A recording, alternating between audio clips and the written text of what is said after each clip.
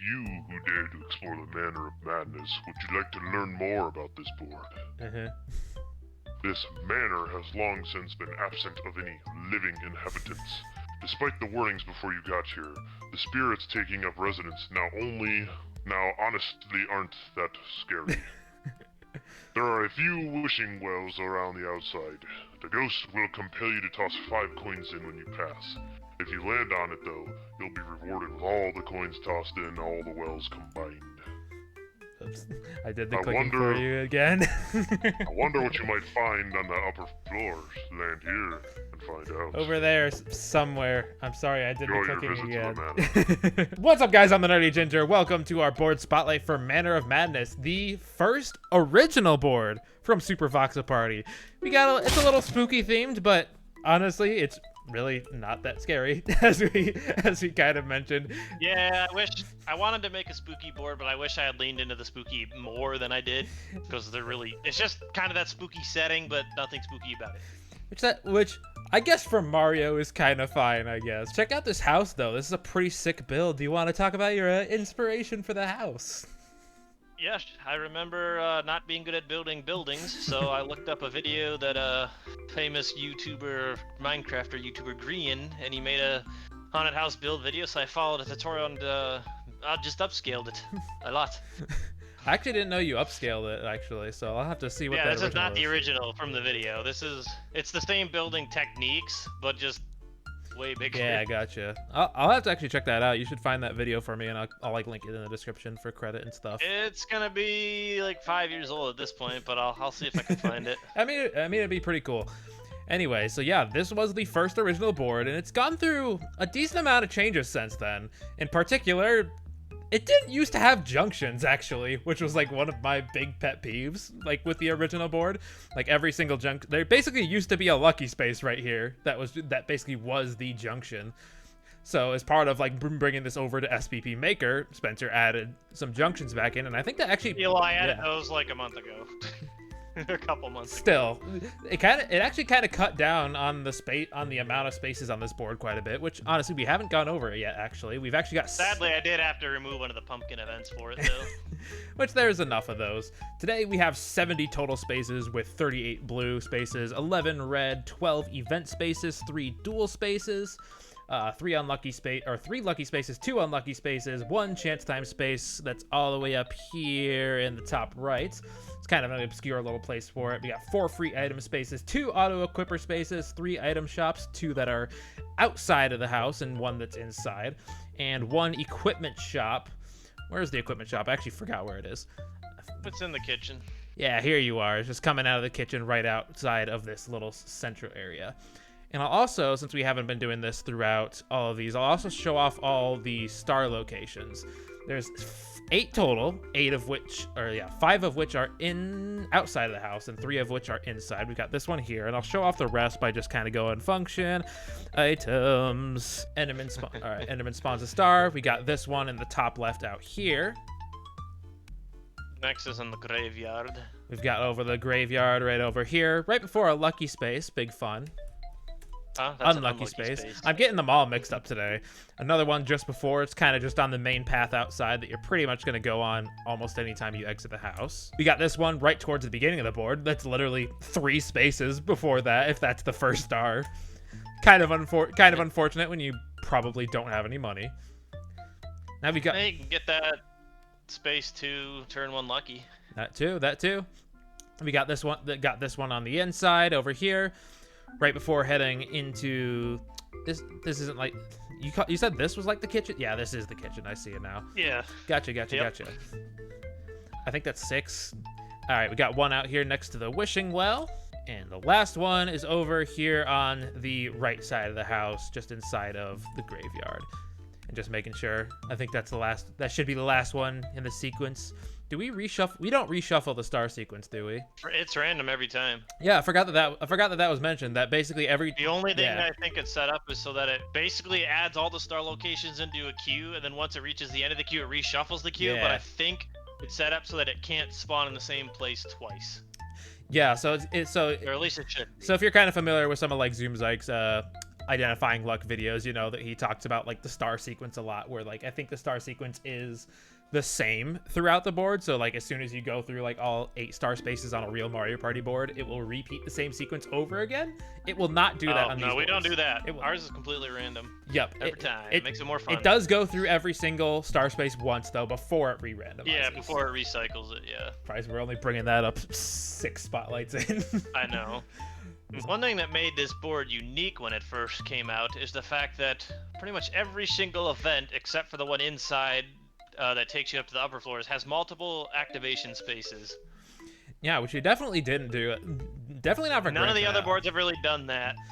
Yeah, there's only a few. Yeah, there's only a few, and that's kind of more like a.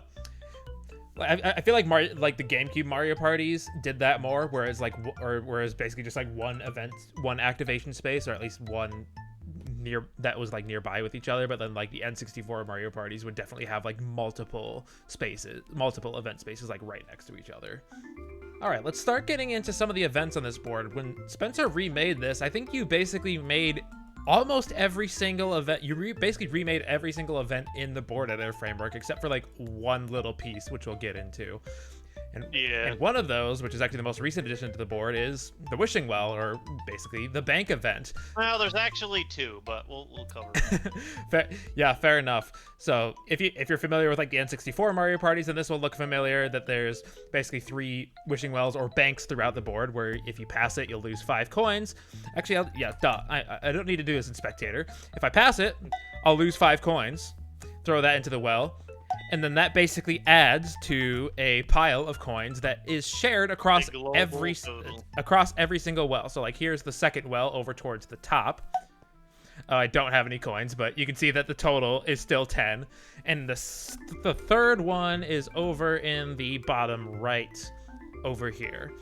So then, if I were to land on it, that would give me all 10 coins in the bank. The fun thing about that event is you can modify it in board editor mode so that people can give up to 64 coins at once every time they pass. I know. I was gonna try to find I can never find the barrel. Like here it is.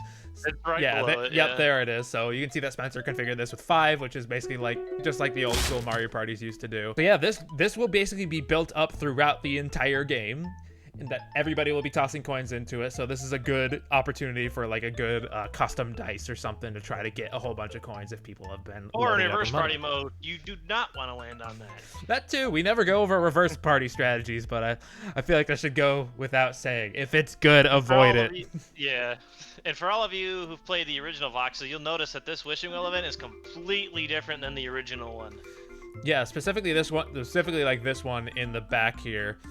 It was kind of similar in the fact that you would basically choose the amount of coins to throw in and hope for a jackpot. You donate, what was it, like 5, 10, or 20 or something like that, and then the more coins you threw in, the better the rewards you could get, but the more risky it was going to be because you had worse punishments you could get too. Yeah, and that contributed to a jackpot as well, didn't it? Just kind of like the back. I think it did, yeah. If you got but the Wishing Well was only in that back spot, and there was like 4 events back there for it. Yeah, it used to be basically this all square here used to be filled out with event spaces, or with spaces including 3 other event spaces in there. Would you show off the pumpkin event, would you please? Which one to pick? There's 3 of them that all definitely do the same thing. They all do the exact same thing. Look how scary this is. Look how scary this map is. He's so cute. It's scary if he eats me. Oh, there you go. I'm gone. He's a ghost now. Maybe they should have an alternate chance to eat you and make you lose 3 spaces. Here, take some of my delicious pumpkin pie. Take a piece of my flesh. Yep, that's a very simple event where it just gives you plus 3 spaces on your next turn. And I'm pretty sure that in the board editor sense, is just a random outcome event, right? It's a random outcome event, but it only has plus 3 spaces in it. So it's only ever going to give you plus 3 spaces. It's almost like this board was almost like an inspiration for the board editor events you decided to make, almost. Whoa. Almost, but I don't think it was. I think it's just a coincidence. It just kind of works out. So yeah, when he rolls on his next turn, he'll get plus 3 spaces. So like at minimum, he'll land on this red space, which is fun, I guess. I guess it will guarantee you an equipment space. At minimum, I'll land on a dual space. Oh yeah, I would. Yeah. Yeah, this one isn't particularly useful. I guess the one note with this is that you can't you won't really be able to double stack these since you have to go at least 3 spaces and they're less than 3 spaces apart. Unless there's some other thing that reduces spaces, which I don't think you can get on this board. There isn't like poison mushroom, death mushroom. Death mushroom only, because I mean that would just that would be the only way to double stack it. I mean it wouldn't stack, it would just +3 then to 0. So basically doing. I am gonna go fight some zombies. We've got 3 spaces over here that all put you into a mob fight event. And again, for you OG Voxel fans, you'll know that this used to be a completely different event where you had to click some buttons in chat. Did you basically try to time it? But it was kind of bad, so I just used the mob fight event from board editor. And it's a super easy one. We just got 2. I could obviously make it harder, but I figured I should just leave it. I don't even need to do crits. It's easy 10 coins. And it's not always just 10 coins. It's a 90% chance for 10 coins and a 10% chance for a star. Where is it? Yep. And if you lose the event, you will lose 10 coins as indicated by the punishments down here. And yeah, 9 out of 10 chance to get 10 coins or a 1 out of 10 chance to get a star for a very easy event. And there's 3 of them. So honestly, not a bad place to farm if you have the items to be able to do that. Like with reverse mushrooms and custom dice, it might end up being worth it. And as you can see in chat, there's my +3 pumpkin pie spaces. There we go. Fantastic. Hey, look, it's one of the locks over here. Hint, hint. Maybe I should have been going over that and identifying luck too. And that's meant to be hidden. Hey, but I mean, the entire point of this video is to show off all the secrets. Look for these locks in all of the original Super Voxel Party boards, and you might find something fun if you know where to put them. Anyway, we've got another event over here that's also pretty basic. We're in the dining room. You've seen a couple events like this. I bet you can probably guess what this is about to do. This is just the worst version of the mind metal one. You notice a bunch of leftover food on the table, decide to rummage through it. You got some double berries. It just gives you a random food item. Yep, and if I remember, can I name them all off the top of my head? There's 8 of them. Because there's the dash apple, golden dash apple, rewind apple, poison apple, custom apple, double berries, triple berries, and the bottle of honey. Anything food-based, you get one of those randomly here. And the super item variants if those are enabled. Indeed, and also a 10% chance to get the super item if it's not Vatty mode, if it's just regular super items mode. So very simple. You'll most likely get a movement item out of that. The only one that's not movement related is the golden drink. Well, technically it is. It doesn't give you spaces, but you better get a lot of spaces if you want it to be useful. Exactly. We're already almost done here. There's just the one big event in the middle. Big quote unquote. It used to be bigger. The only other event is this maze event, and I'll show off a little bit after I basically put it in action once. If you can solve the maze in my attic, you'll receive an item. So even though I'm supposed to know the paths for these, I'm probably gonna mess it up. So yeah, we get everything. So this is the one event that is still made in the board editor, but it has one extra addition where it randomizes 1 of 3 mazes before. But it is it's the timed event, if you're wondering. Yeah, and go ahead, keep going. And OG Voxel fans will also remember that this event also let you go to the 2nd floor to get coins. Oh god! Basically, as soon as you touch those stairs, or maybe even right before it, you'll get one of these. You'll get an item as a reward in the pot. 1 of 3 items: 4. Enderman, Phantom, or Golden Pipe. Which that's weird. I think because I was looking through some of like the stuff around here, and I was seeing like Phantom, Dueling Axe, Alley Thief, and Golden Pearl. So I guess I was wrong. Maybe I have it wrong. Well, I got an Enderman, so that wasn't on my list. Yeah, because there's a barrel under here, I think. There should be. It's a timed event. I got Phantom, Dueling Axe, Alley Thief, and Golden Pearl. Well, then something's broken because we shouldn't have gotten the Enderman there. Perfect. Well, this is what we say we're supposed to get, but we're apparently getting an Enderman. I don't know. Oh, write that bug down. Well, this is interesting. So things might change, and I'll probably have to leave like a comment or something on this to eventually figure out what you're supposed to get. Basically, what it's supposed to be is what's in the barrel. Yeah. The Enderman, I guess, is not supposed to be in that pool, so ignore the Enderman. We'll just have to figure out which one is being turned into an Enderman. So just a kind of fun fact that he was mentioning that there used to be an event on this 2nd floor here that was like a messy attic, where basically it would generate a bunch of random coin pools, which there's still some in here actually, which is kind of funny. Oh, nice. Yeah, there's still some coins in here where you basically try to run through this or this isn't the messy attic. This is like the dusty bedroom or the messy bedroom. You have the maze attic and the messy bedroom. Yeah, where you used to be able to get coins, but that's not in this one. I don't know. I assume because you wanted it to be board editor, right? Or you just didn't really like this event. I kind of forget. It was ultimately because of the board editor thing, and I feel like more people went for the item over the coin, so I just kind of never put it back. Yeah, that's fair enough. It keeps things a little bit simple. And now I'll actually show off all of the mazes. You're not going to be able to see this. You're not going to be able to see this here. I'm probably going to get rid of this before we push out any more patches, but I cloned all 3 mazes out to the right over here so you can kind of see what the actual solution paths would look like. All right, well, here's all the paths. This was the one that I went through. I think this one is by far the longest, but the beginning's going to be at that bottom center left, basically. Here's kind of the second maze, definitely decently shorter. This one's probably a little bit longer, so here's all the possible mazes and their solutions. So just try to basically memorize what the immediate entrance to these places look like, and you'll be able to tell which maze it is. Look! What? It's the secret area that I never refixed. Oh, shit. There used to be, like, armor stands in here for, like, the monster mash, but I forgot to add them back. Oh, yeah.